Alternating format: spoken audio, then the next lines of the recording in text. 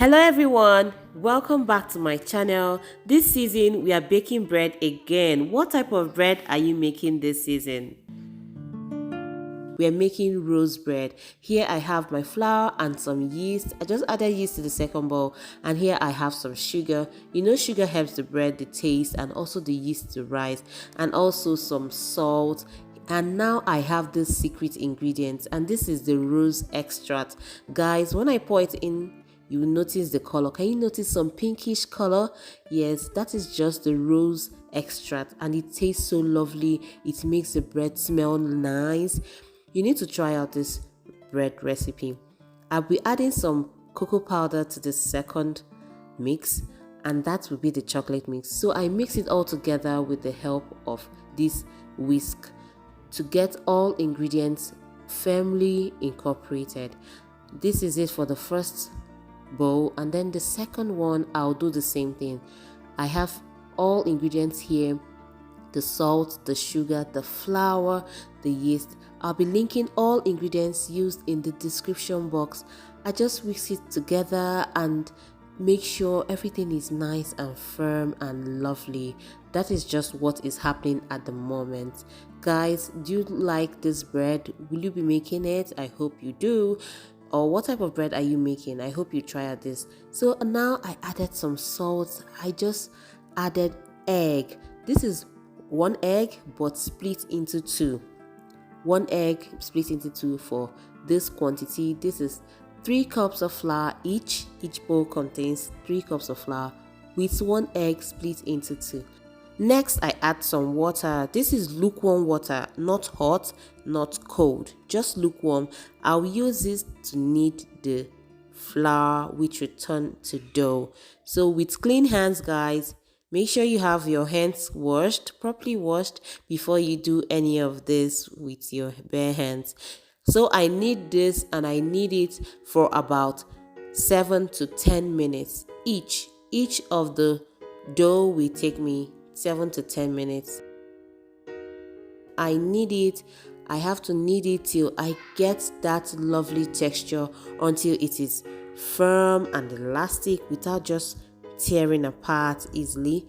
That is what I'm doing. I had to add a little water, just adding a little water to get me that perfect way to knead this dough. You know, when the dough is so hard and it doesn't have enough water, most times you just struggle, but the right amount of water, the right consistency will give you a better and beautiful dough. Added just a little more water now, and I knead this flour mix. This kneading doesn't really take time or doesn't really take much. Just a little strength will help you get through this. Now I am adding some oil. This oil will help it get some shine, finish up the dough mix, get it have this very elastic feel. I add a little more flour to finish up and then get me that perfect look. Guys, this is what I have. Can you see it?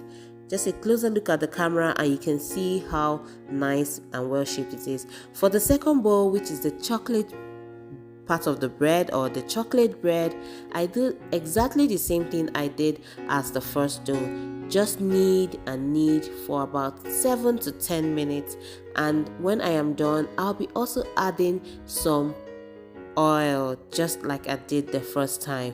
Some oil for perfect finish, and this is what I have.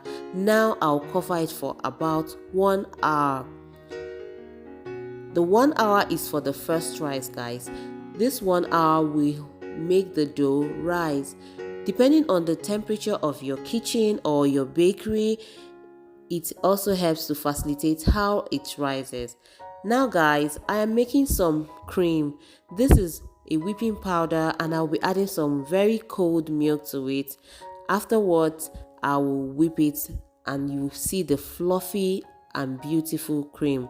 This bread is just one of a kind. You will love it. If you try it, you will just love it. If you made it to this point of the video, please hit the subscribe button.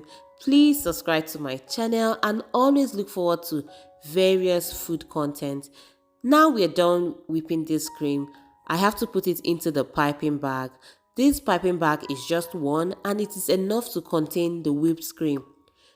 As you can see, or as you saw me whip it, it was so easy, very very easy to make. Anybody can do this, and it doesn't require any energy. Just whip and keep in the fridge. Always leave it chilled and lovely. If it's warm, it tends to melt and you wouldn't really like the result. I just put it in the piping bag and I leave it off in the fridge and complete and wait for the dough. As you can see, I'm done with this piping. I've taken the quantity I need and it's just right. I put it in the fridge and we'll wait for the dough. It's 1 hour and this is what we have. The dough is risen, the chocolate dough and the normal rose dough. This is a rose bread we are making, don't forget. Next, we have to, punch it down as you can see me do now. I just punch it down. Punch it and give it just a little knead to get everything in order. I do the same thing for the chocolate dough. Punch it down and do a little knead. Just knead it and bring it together. And I take this quantity, guys. You can see this quantity I'm taking. Just this ball and then the chocolate ball, and I have the rose ball, the ordinary rose ball. You can see it, guys. Just this. Now we've taken it, we'll blend everything together. Guys, just watch it. So easy. Just press the rose bread and the rose chocolate bread. Just press them together after you've meshed them, and they form a beautiful ball. Look at the two of them. Just a beautiful ball. You can see the ordinary rose dough and the chocolate rose dough all form a beautiful rose dough. It looks so nice, guys. Can you see it? It's so lovely. Next, I have my pan properly lined with a baking paper and then I place my dough.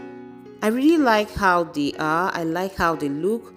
So I just place them with little to no space. I can't even see significant spaces between the dough, and that is the reason why they must be allowed to stay for 1 hour. 1 hour complete for a beautiful rise. This will help the bread well shaped and well done. Guys, when making a bread, if you just don't leave it at the appropriate time before the next step or the next process, the bread won't come out nice. So it's important for us to leave this dough covered and then for 1 hour before the bake, and this will be the second rise. Right now, I cover the dough and allow it to rise. The reason why we have to cover this dough is because it gives it some warmth. And then after the second rise, as you can see, the dough has doubled in size again and it is ready to be baked right now. This dough will be taken into the oven and allowed to bake for 25 to 30 minutes. But first, it will be baked for 25 minutes.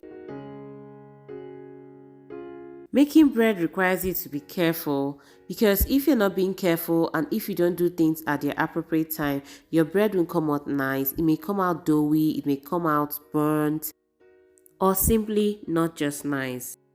While that is baking, I'll first allow it to bake for 20 minutes first and then egg wash it. Guys, I am just egg washing it. This is after it has stayed 20 minutes and then more 5 minutes, and this is what we have. Guys, just check out this beautiful bread. It looks so lovely. Let's look at the back, guys. Look at it. The back looks so nice and it didn't get burnt. So lovely, guys. This is so lovely. I love it. It looks like a teddy right now.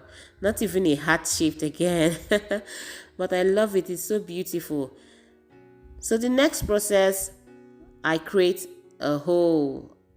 All the bread will get this hole, and now I'm done making this hole. I add some mixed fruit jam into every hole of the bread. The mixed fruit jam will give it a lovelier taste.